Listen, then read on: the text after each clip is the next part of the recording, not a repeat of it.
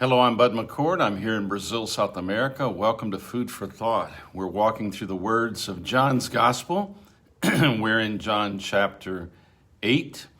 It's September 21st, 2021.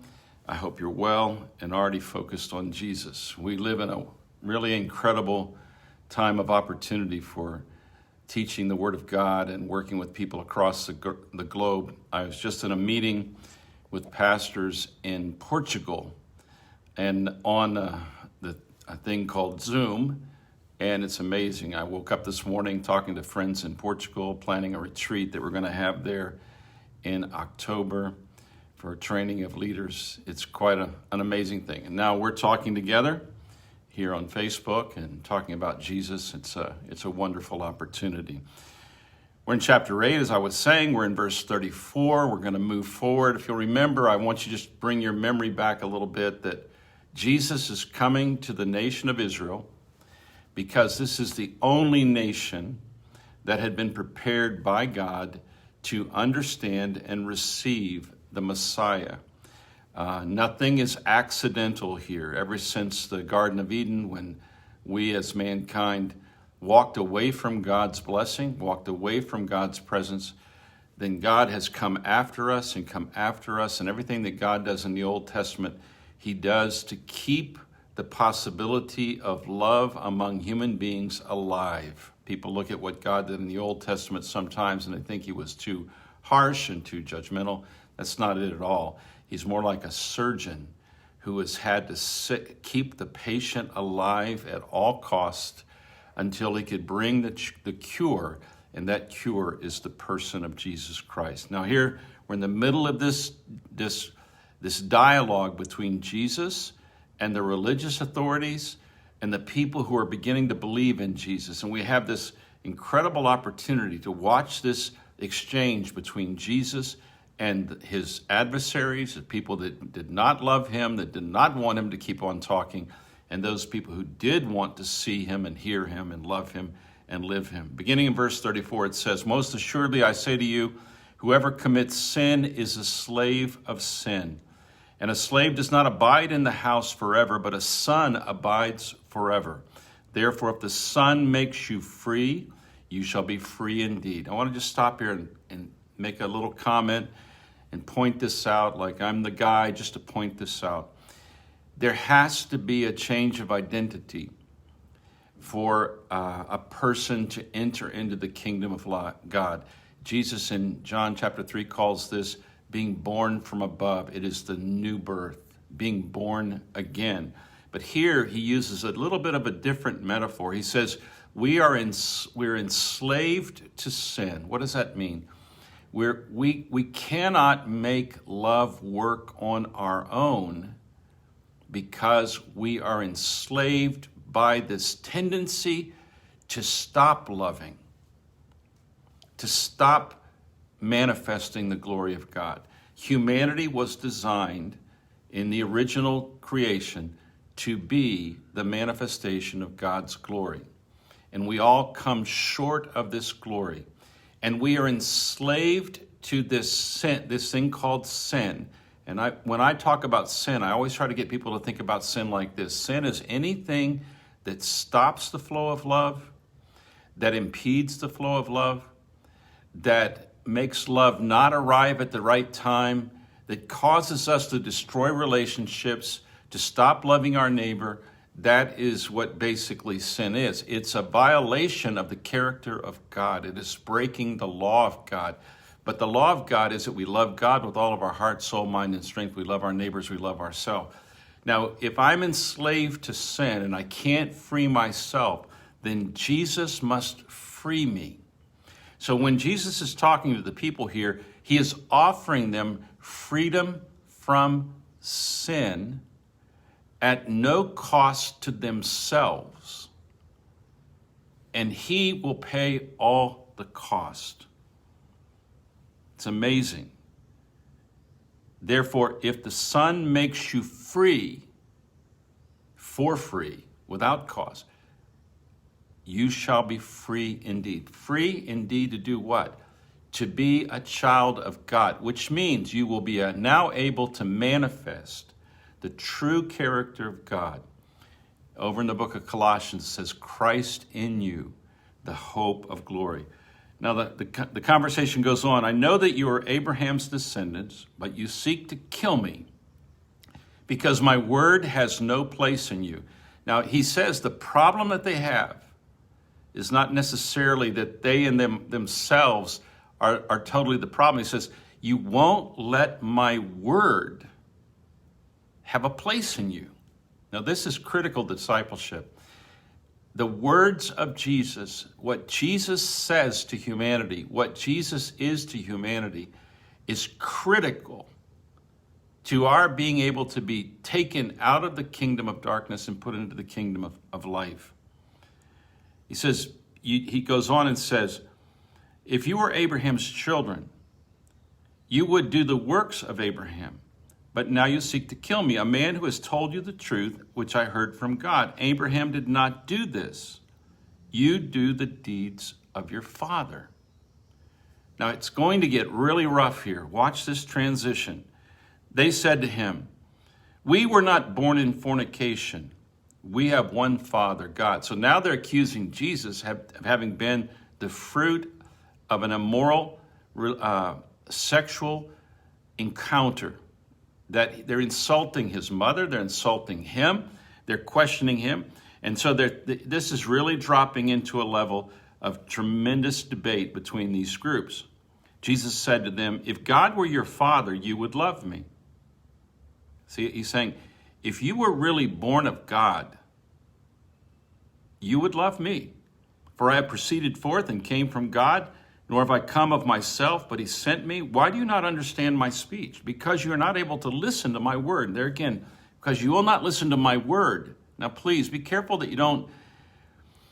I know that when we talk about the entire Bible being inspired, it is absolutely inspired. It is absolutely perfect work of God. And we're in the light of the scriptures. But right here, he's being much more specific. You won't listen to me. What I'm saying to you right now, you won't listen to, is what he's saying. You are of your father, the devil, and the desires of your father you want to do. He was a murderer from the beginning and does not stand in the truth because there is no truth in him. When he speaks a lie, he speaks from his own resources, for he is a liar and the father of it. But because I tell the truth, you do not believe me. Which of you convicts me of sin? Which of you convicts me of having stopped the flow of love? And if I tell the truth, why do you not believe me? He who is of God hears God's words. Therefore, you do not hear, because you're not of God. Now, it makes me tense just thinking of how tense this moment must have been as Jesus is talking to this community of people who were prepared by God to hear him and to see him and understand him. He says, you are not of God. What does that mean? You are not of God. It means that they have not yet submitted themselves to the true character of God. If they had really totally committed themselves to the true character of God and not their own ideas and the other ideas that they had taken in, they would have immediately been able to perceive that Jesus is exactly the character of God's character, or the revelation of God's character. They would have seen him, because remember what he says? He who has seen me has seen the Father. It goes on, it gets a little bit more intense. Then the Jews answered and said to him, Do we not rightly say that you are a Samaritan and have a demon? See, now they're revealing their real opinion of Jesus. I'm not talking about all the Jewish nation. I'm talking about leaders here. I'm talking about theologians. I'm talking about the people of that day that were fighting to defend what they believed to be the true faith of their people.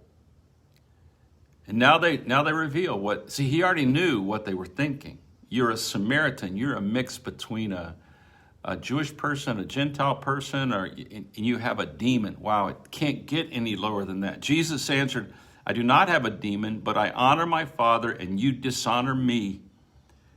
And I do not seek my own glory, for there is one who seeks and judges. Most assuredly I say to you, If anyone keeps my word, he shall never see death. Wow. Listen to this. Then the Jews said to him, now we know that you have a demon. Abraham is dead and the prophets, and you say, if anyone keeps my word, he shall never taste death. Are you greater than our father Abraham, who is dead, and the prophets are dead? What do you make yourself out to be? Jesus answered, if I honor myself, my honor is nothing. If it is my Father who honors me, and of whom you say he is your God, yet you have not known him, but I know him, and I say I do not know him. And if I say I do not know him, I shall be a liar like you, but I do know him and keep his word. Your father Abraham rejoiced to see my day. He saw it and was glad. Then the Jews said to him, you are not yet 50 years old, and you have seen Abraham? Jesus said to them, most assuredly I say to you, before Abraham was, I am. That's the name of God in the Old Testament. I am. Then they took up stones to throw at him, but Jesus hid himself and went out of the temple, going through the midst of them, and so passed by. Wow, just reading this, it's like, wow, can you imagine if you were there with the other disciples and you're watching this conversation unfold and you're watching this thing escalate and escalate and escalate? What are we looking at here? We're looking at reality talking to human beings who don't understand reality.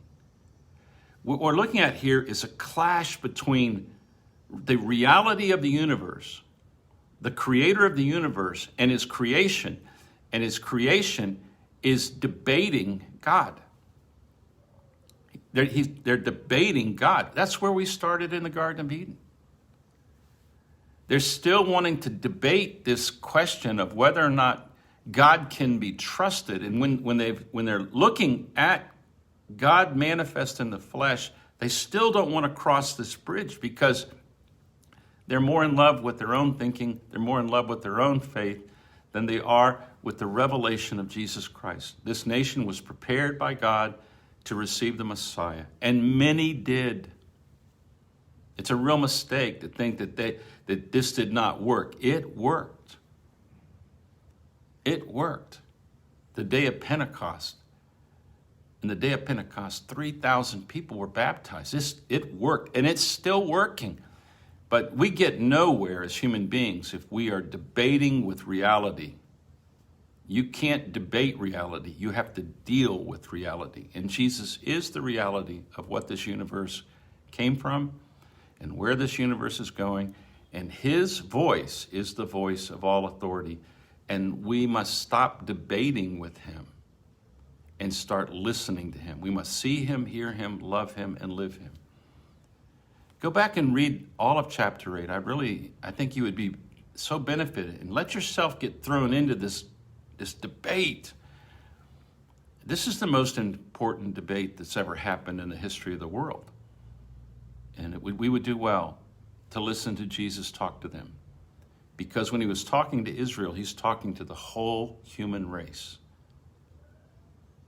And he is the blessing that came, which was promised to Abraham when he said, in all nations will be blessed through this nation. And we have been.